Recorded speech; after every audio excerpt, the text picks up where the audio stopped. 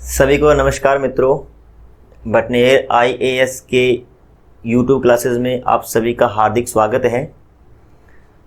पिछली वीडियो में हम पंचायती राज संस्थाओं के बारे में पढ़ रहे थे, कैसे इसका गठन हुआ, कैसे संवैधानिक मान्यता मिली, उस सब के बारे में हमने पढ़ा। आज हम जिस मुद्दे पे चर्चा करने वाले हैं वो ये है कि पंचायती राज संस्थाओं का चुनाव करवाने के लिए किस तरीके से चुनाव आयोग का गठन किया गया है और उस चुनाव आयोग की क्या संरचना होती है, उसमें कौन कौन सदस्य होते हैं और वो कौन कौन से कार्य करते हैं, उसके बारे में पढ़ते हैं। तो आज हम पहला जो बिंदु है जिस पे हम चर्चा करने वाले हैं वो है राज्य निर्वाचन आयोग। राज्य निर्वाचन आयोग और राज्य निर्वाचन आयोग का जो उल्लेख है वो है अनुच्छेद 243 के में। इस लेसन में आगे बढ़ने से पहले इंडियन पॉलिटी कोर्स के बारे में एक महत्वपूर्ण जानकारी दोस्तों। दरअसल इस कोर्स को हम लोग ऑलरेडी कंप्लीट कर चुके हैं हमारी एंड्रॉयड ऐप पर। हमारी एंड्रॉयड ऐप पर इंडियन पॉलिटी का कंप्लीट कोर्स ऑलरेडी मौजूद है और इस कोर्स के तहत हमने 100 से ज्यादा वीडियोस बनाए हैं। साथ ही इन वीडियोस के पीडीएफ्स भी आप लोगों को मिल जाने वाले हैं। इसके अलावा दोस्तों आपको इंडियन पॉलिटी के 1 ईयर के करंट अफेयर्स भी मिलने वाले हैं हमारी ऐप के ऊपर। तो ये जो कोर्स है अपने आप में कंप्लीट हो जाता है IAS प्रीलिम्स एग्जाम के लिए इंडियन पॉलिटी का। ठीक है, तो अगर आप लोग इंडियन पॉलिटी को फटाफट कंप्लीट करना चाहते हैं, अभी तो आप YouTube पर देख रहे हैं, लेकिन अगर आप चाहते हैं कि आप सभी लेसन्स पूरा कंटेंट आपको एक साथ मिल जाए तो आप हमारी एंड्रॉयड ऐप को डाउनलोड कीजिए। आपको हमारी ऐप पर यह कोर्स मिल जाएगा। ये हमारी एंड्रॉयड ऐप का डेस्कटॉप वर्जन है दोस्तों।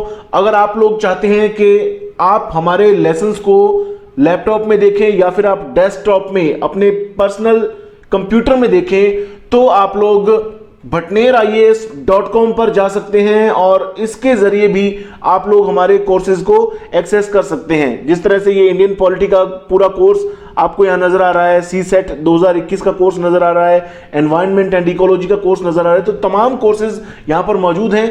हमारे कोर्सेज की खासियत ये है कि ये सभी कोर्सेज पूरी तरह से अफोर्डेबल हैं और क्वालिटी के साथ कोई भी कॉम्प्रोमाइज नहीं किया गया है दोस्तों।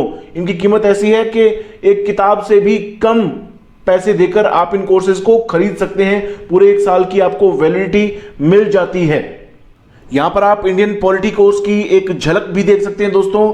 आपके सामने है 104 वीडियोज अभी इसके अंदर मौजूद हैं और 2 या 3 वीडियोज ही आनी इस कोर्स में बाकी है, तो जल्दी ही अपलोड हो जाएंगी। और देखिए 75 पीडीएफ भी इसके तहत अपलोड किए जा चुके हैं, तो जो भी थोड़े बहुत पीडीएफ बचे हैं वो भी बहुत जल्दी थोड़े दिनों के अंदर ही कंप्लीट कर दिए जाएंगे। तो अपने आप में ये कोर्स मुकम्मल है दोस्तों। वीडियोस तो आप लोग पूरी मानिए। देखिए किस तरह से हमने कवर किया है। यहां पर ये देखिए चैप्टर, देखिए हिस्टोरिकल बैकग्राउंड का जो चैप्टर बना हुआ है, इस चैप्टर के अंदर आप जाएंगे तो आपको 2 वीडियोस मिलेंगी और 2 ही पीडीएफ फाइल्स मिलेंगी। इसी तरह से आप मेकिंग ऑफ द कॉन्स्टिट्यूशन में जाएंगे तो 6 वीडियोस मिलेंगी और 6 इनकी फाइल्स मिलेंगी। इसी तरह से देखिए फंडामेंटल राइट्स के आप चैप्टर में जाएंगे तो इसके अंदर 5 वीडियोस आपको मिलने वाली हैं और 6 इनकी पीडीएफ फाइल्स मिलने वाली हैं। तो इस तरह से तमाम चीजें बहुत ही व्यवस्थित तरीके से आपको हमारे इस कोर्स के तहत हमारी ऐप पर मिलने वाली है। तो ये दोस्तों हमारा कोर्स रहेगा इंडियन पॉलिटी का। उम्मीद करते हैं कि अगर आप लोग चाहते हैं फटाफट इस कोर्स को देखना मुकम्मल तरीके से पीडीएफ के साथ, तो आप हमारी ऐप डाउनलोड करेंगे और इस कोर्स को हासिल करेंगे। बहुत ही नॉमिनल प्राइस में आपको ये कोर्स वहां पर मिलने वाला है। 260 महज 260 रुपए देकर आपको ये कोर्स कंप्लीटली मिल जाने वाला है, जिसमें आपको तमाम वीडियोस और पीडीएफ मिल जाने वाले हैं।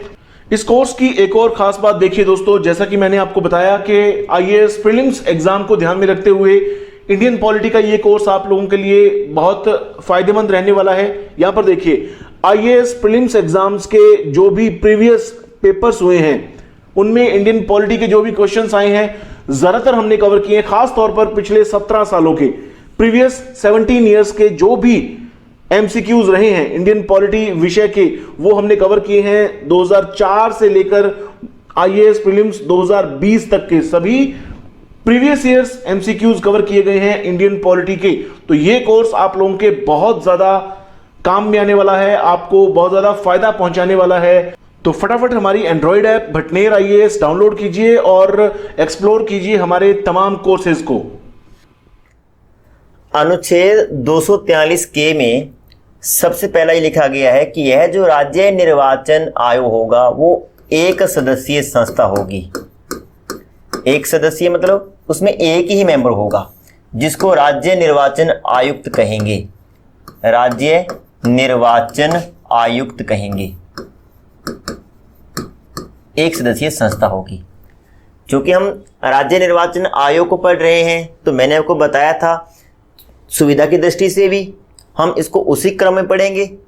पहले पद, योग्यता, नियुक्ति, शपथ, सभी कुछ। तो पद का उल्लेख हो गया अनुच्छेद 243 में राज्य निर्वाचन आयोग का उल्लेख है और इसमें ये लिखा गया है कि यह जो आयोग है वो एक सदस्यीय संस्था होगी। दूसरा हम बात करते हैं कि राज्य निर्वाचन आयुक्त जो है उसके लिए क्वालिफिकेशंस क्या होनी चाहिए, योग्यताएं क्या होनी चाहिए। तो आपको बता दूं कि अनुच्छेद 243 में इस संदर्भ में कुछ भी लिखा हुआ नहीं है कि क्या क्या योग्यता होनी चाहिए, कुछ भी नहीं लिखा गया। लेकिन हमने परंपरा बना रखी है। देखिए, परंपरा का मतलब है कि हमने इस सिद्धांतिक ऐसा कुछ नहीं है, लेकिन व्यवहारिक रूप में हमने ऐसा बना रखा है कि राज्य निर्वाचन आयुक्त में क्या क्या योग्यता होनी चाहिए। तो परंपरा के अनुसार हमने ऐसा कोई प्रशासनिक अधिकारी, भारतीय प्रशासनिक सेवा का ऐसा कोई अधिकारी जिसको 10 वर्षों का, कम से कम 10 वर्षों का अपने पद का अनुभव है, ऐसे व्यक्ति को राज्य निर्वाचन आयुक्त के पद पर नियुक्त किया जाएगा। पहला प्रश्न कि राज्य निर्वाचन आयुक्त की योग्यताओं का उल्लेख संविधान में है तो नहीं है। दूसरी बात, अगर हमने परंपरा बना रखी है तो हमने क्या परंपरा बनाई है, तो उसमें क्या लिखा गया है कि ऐसा कोई व्यक्ति जिसको प्रशासनिक सेवा का कम से कम 10 वर्षों का अनुभव है उसको राज्य निर्वाचन आयुक्त के पद पर नियुक्त किया जाएगा। तो नियुक्त कौन करेगा? तीसरा पढ़ेंगे नियुक्ति। तो नियुक्ति कौन करेगा? और मैंने आपको बताया है कि जब प्रश्न आता है नियुक्ति का तो उसमें 2 ही ऑप्शन आपके सामने आने चाहिए मेन, एक राष्ट्रपति, एक राज्यपाल। अगर पद केंद्र का है तो उत्तर राष्ट्रपति होगा और अगर पद राज्य का है तो उत्तर राज्यपाल होगा। अब हम राज्य निर्वाचन आयुक्त की बात कर रहे हैं तो नियुक्ति कौन करेगा? राज्यपाल करेंगे। और अगर आपसे ये पूछ ली जाए कि किसकी सिफारिश पर करेंगे तो राज्य मंत्री परिषद की सिफारिश पर करेंगे। राज्य मंत्री परिषद की सिफारिश पर राज्यपाल राज्य निर्वाचन आयुक्त की नियुक्ति करते हैं। अच्छा, नियुक्ति के बाद हम पढ़ेंगे शपथ। शपथ कौन दिलाता है? तो शपथ भी कौन दिलाएगा? राज्यपाल दिलाएंगे। शपथ के बाद अगर हम शपथ के प्रारूप की बात करें तो ये संविधान के प्रति निष्ठा की शपथ लेते हैं। संविधान के प्रति निष्ठा की शपथ। और अगर हम उसके बाद पढ़ते हैं कार्यकाल की बात करें तो राज्य निर्वाचन आयुक्त का कार्यकाल का उल्लेख भी संविधान में नहीं है। देखिए मित्रों, कार्यकाल का उल्लेख भी संविधान में नहीं है, लेकिन सामान्यतः इस पद से संबंधित कार्यकाल होता है वो 5 वर्ष है और अधिकतम जो आयु है वो है 65 वर्ष है। तो आपको ये भी ख्याल रखना है, इसमें 5 वर्ष और 65 वर्ष दोनों का उल्लेख किया गया है। न्यूनतम आयु का उल्लेख नहीं है। कम से कम कितनी आयु होनी चाहिए हमें नहीं पता, बस ऐसा कोई व्यक्ति जिसको 10 वर्षों का प्रशासनिक अनुभव है उस व्यक्ति को नियुक्त करेंगे। लेकिन अधिकतम आयु का उल्लेख है 65 वर्ष। 65 वर्ष तक वह व्यक्ति काम करेगा, उसके बाद उसको अपना पद छोड़ना पड़ेगा। तो 5 वर्ष या 65 वर्ष। इसका मतलब यह होता है कि अगर किसी व्यक्ति को 40 वर्ष की आयु में नियुक्त किया गया तो 5 साल काम करेगा, लेकिन अगर किसी व्यक्ति को 62 वर्ष की आयु में नियुक्त किया गया तो 5 साल नहीं करेगा, क्योंकि उससे पहले 65 हो जाएंगे तो 3 साल ही काम करेगा। तो इनमें से जो भी पहले होता है उस अवधि तक व्यक्ति कार्य करेगा। ऐसा नहीं है कि 40 वर्ष की आयु में नियुक्त किया है तो 65 साल तक पद पे रहेगा, ऐसा नहीं है, क्योंकि उससे पहले 5 वर्ष का कार्यकाल पूरा हो जाएगा। तो 5 या 65 में जो भी पहले हो उस समय सीमा तक वह व्यक्ति अपने पद पर कार्य करेगा। अच्छा, कार्यकाल हो गया है। कार्यकाल के बाद हम बात करें हैं हटाना। इनको हटाया कैसे जाता है? हटाना तो आपको बता दूं, कि राज्य निर्वाचन आयुक्त को उसी विधि से हटाया जाएगा जिस विधि से हमने हाई कोर्ट या फिर सुप्रीम कोर्ट के न्यायाधीशों को हटाया था। यहाँ पे पूरी प्रक्रिया पढ़ने की आवश्यकता नहीं है, क्योंकि हम हाई कोर्ट और सुप्रीम कोर्ट में अलग अलग 2 बार इस चीज़ को पढ़ चुके हैं। तो जिस विधि से हाई कोर्ट या सुप्रीम कोर्ट के न्यायाधीशों को हटाया जाता है, राज्य निर्वाचन आयुक्त को उसी विधि से हटाया जाएगा। यानी कि इनकी नियुक्ति राज्यपाल ने की है, लेकिन हटाने की शक्ति राज्यपाल में निहित नहीं है। हटाने की शक्ति किसके पास चली जाती है? संसद के पास। संसद में एक प्रस्ताव लाया जाएगा, उस प्रस्ताव पर फिर बहस होगी, फिर फाइनली वोटिंग होगी, विशेष बहुमत से प्रस्ताव को पारित किया जाएगा, दोनों सदनों से अलग अलग, तब जाकर राज्य निर्वाचन आयुक्त को हटाया जाएगा। उसके बाद में है त्याग पत्र। तो राज्य निर्वाचन आयुक्त अपना त्याग पत्र जो सौंपता है वो राज्यपाल को सौंपता है। ये तो हो गया इस पद का स्ट्रक्चर। अब हम देखते हैं कि इस पद से संबंधित जो कार्य हैं वो क्या है। देखिए, कार्य कुछ ज्यादा इंपॉर्टेंट नहीं है, बहुत ही सिंपल सा कॉन्सेप्ट है कार्य का। राज्य निर्वाचन आयुक्त जो है या राज्य निर्वाचन आयोग जो है वो 2 ही कार्य करता है। नंबर 1, स्थानीय संस्थाओं के चुनाव करवाना, और दूसरा है मतदाता सूचियां तैयार करना। मतदाता सूचियां तैयार करना। और संविधान में यह भी लिखा गया है कि इन दोनों कार्यों के अलावा राज्यपाल इस संस्था को किसी अन्य चुनाव में काम में नहीं लगा सकता। राज्यपाल इनको कोई अन्य कार्य नहीं सौंप सकता। इनके केवल और केवल 2 ही कार्य हैं, स्थानीय संस्थाओं के चुनाव करवाना और मतदाता सूचियां तैयार करना। अब देखिए मित्रों, हम थोड़ा सा पीछे चलते हैं, एक कॉन्सेप्ट की बात करते हैं। भारत में अगर चुनाव होता है तो होता है प्रेसिडेंट का या फिर होता है वाइस प्रेसिडेंट का। लोकसभा के सांसदों का चुनाव होता है, राज्यसभा के सांसदों का चुनाव होता है, विधानसभा के सदस्यों का चुनाव होता है, विधान परिषद के सदस्यों का चुनाव होता है, पंचायती राज संस्थाओं के सदस्यों का चुनाव होता है और नगर पालिकाओं के सदस्यों का चुनाव होता है। ये इतने चुनाव होते हैं, बाकी सबकी नियुक्ति होती है। तो राष्ट्रपति, उपराष्ट्रपति, लोकसभा, राज्यसभा, विधानसभा, विधान परिषद, इनका जो चुनाव करवाता है वो करवाता है जो राज्य का जो केंद्रीय निर्वाचन आयोग है, केंद्रीय इलेक्शन कमीशन, जिसका उल्लेख है आर्टिकल 324 में। राष्ट्रपति, उपराष्ट्रपति, लोकसभा, राज्यसभा, विधानसभा, विधान परिषद का चुनाव कौन करवाता है? Central election commission. और अब बच गई है नगर पालिकाएं और पंचायती राज संस्थाएं, इनका जो चुनाव करवाता है वो करवाता है राज्य निर्वाचन आयोग। अब यहाँ पे थोड़ा सा कंफ्यूजन हो जाता है। कई बार हम सोचते हैं कि भाई विधानसभा, विधान परिषद राज्य में होती है तो शायद इनके चुनाव भी राज्य निर्वाचन आयोग करवाता होगा, जबकि नहीं, ये कथन गलत है। इनके चुनाव भी कौन करवाता है? Central election commission. सिर्फ पंचायती राज संस्थाएं और नगर पालिकाओं के चुनाव किसने करवाने हैं? राज्य निर्वाचन आयोग ने। और दूसरा, पंचायती राज संस्थाओं और नगर पालिकाओं से संबंधित मतदाता सूचियां तैयार करना, उनको अपडेट करना, ये इसका काम है। बस इतना ही काम है। तो ये हो गया राज्य निर्वाचन आयोग। पूरा स्ट्रक्चर पढ़ लिया और क्या काम करता है ये हमने पढ़ लिया है। उसके बाद में है, अगला है राज्य वित्त आयोग।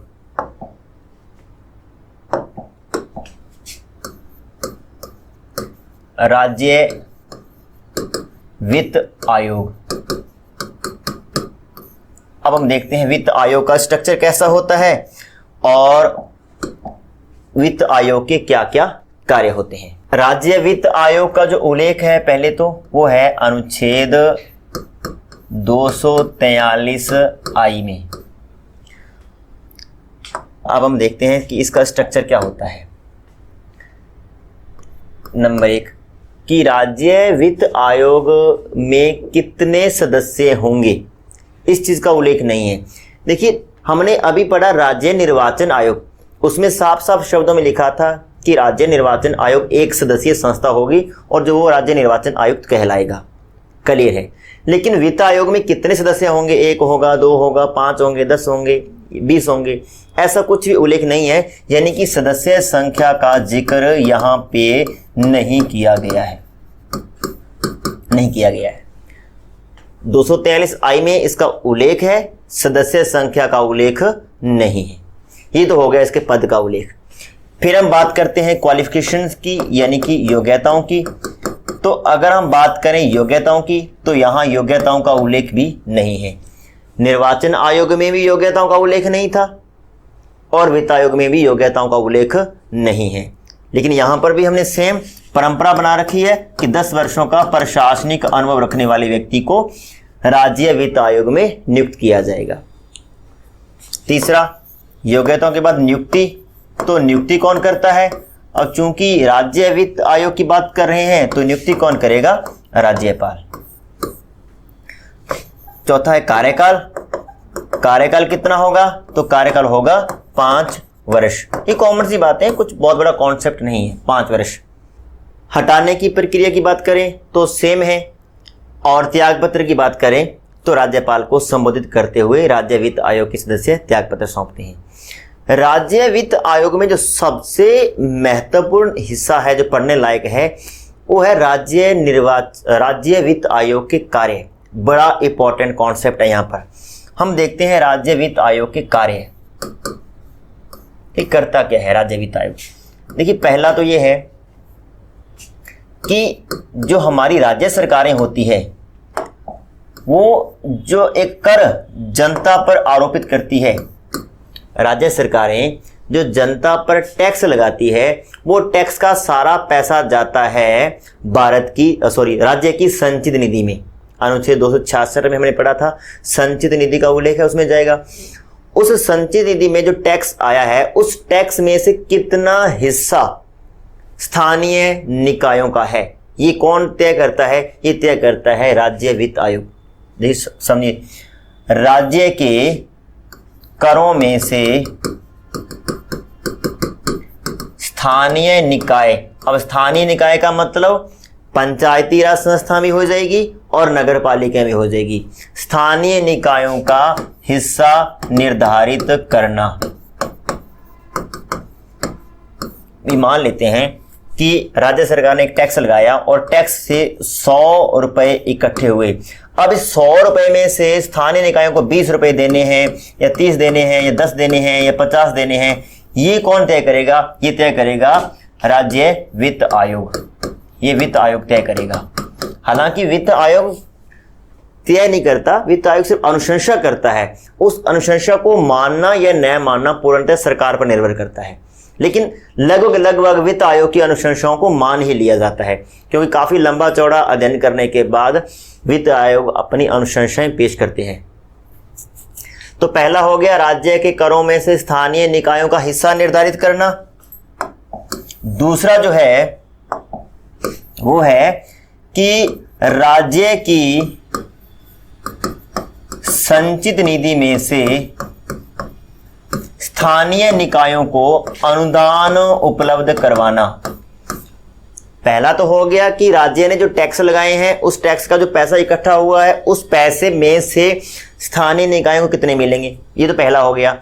दूसरा कि समय समय पर पंचायती राज संस्थाएं और नगर पालिकाओं को अनुदान मिलते रहते हैं, तो कौन सा अनुदान और कितना अनुदान मिलेगा, इस संदर्भ में भी वित्त आयोग अनुशंसाएं करता है। तीसरा है वित्त आयोग जो है वो स्थानीय निकायों को सुझाव देता है, विकल्प उपलब्ध करवाता है कि वे अपने स्तर पर पूंजी का उत्पादन करें। यानी कि स्थानीय निकाय को राज्य के करों में से हिस्सा मिलता है, संचित निधि से अनुदान मिलता है। इसके अलावा जो स्थानीय निकाय हैं, पंचायती राज संस्थाएं हैं, नगर पालिकाएं हैं, वो अपने स्तर पर भी पूंजी का उत्पादन करें। यानी कि वो किस प्रकार के टैक्स लगाएं, क्या करें, विभिन्न प्रकार के मेले का, उत्सवों का आयोजन करवाएं, उस पर टैक्स लगाएं, वो पैसा जो है इकट्ठा करके जनता के विकास में लगाएं। तो इस संदर्भ में भी वित्त आयोग स्थानीय निकायों को सुझाव देता है विकल्प उपलब्ध करवाता है कि आप कैसे कैसे करके टैक्स लगाकर पैसा इकट्ठा कर सकते हैं। ये 3 कार्य तो फिक्स कर दिए गए हैं संविधान में। इसके अलावा कहा गया है कि राज्यपाल अगर चाहे तो अन्य कोई भी कार्य वित्त आयोग को सौंप सकता है।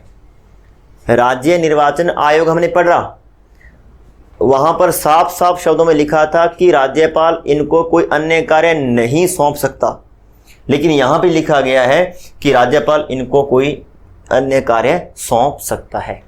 तो ये है राज्य वित्त आयोग का स्ट्रक्चर और राज्य वित्त आयोग के कार्य। मैं कार्यों को दोबारा दोहराना चाहूंगा क्योंकि काफी इंपॉर्टेंट ये फैक्ट हो जाते हैं। पहला है राज्य के करों में से स्थानीय निकायों का हिस्सा निर्धारित करना, कितना हिस्सा मिलेगा। राज्य की संचित निधि में से राज्य स्थानीय निकायों को अनुदान कितना मिलेगा, ये तय करना। स्थानीय निकाय अपने स्तर पर किस तरीके से पूंजी का उत्पादन करें, आत्मनिर्भर बनें, इस संदर्भ में विकल्प उपलब्ध करवाना। और चौथा है कि राज्यपाल द्वारा सौंपा गया कोई भी अन्य कार्य। लास्ट जो है जो हम पढ़ने वाले हैं वो कुछ विशेष इंपॉर्टेंट फैक्ट हैं कि जो 73वां संविधान संशोधन हम पढ़ रहे हैं, इस 73वें संविधान संशोधन की जो प्रावधान है वो पूरे भारत पर लागू नहीं होते। कुछ एक ऐसे क्षेत्र है, विशेष क्षेत्र हैं जहां पर 73वां संविधान संशोधन लागू होता ही नहीं है। वो कौन कौन से क्षेत्र है? देखिए, नंबर 1 है नागालैंड, दूसरा है मेघालय और तीसरा है मिजोरम। इन 3 राज्यों में 73वां संविधान संशोधन, या मैं यूं कहूं 73वें संविधान संशोधन के प्रावधान लागू नहीं होते। इसके अलावा पश्चिम बंगाल का एक क्षेत्र है दार्जिलिंग, पश्चिम बंगाल के दार्जिलिंग में भी ये प्रावधान लागू नहीं होते। और इसके अलावा मणिपुर में कुछ ऑटोनॉमी एरियाज हैं, कुछ स्वायत्त शासी जो एरिया हैं, जो क्षेत्र हैं, उनमें भी 73वें संविधान संशोधन के प्रावधान लागू नहीं होते।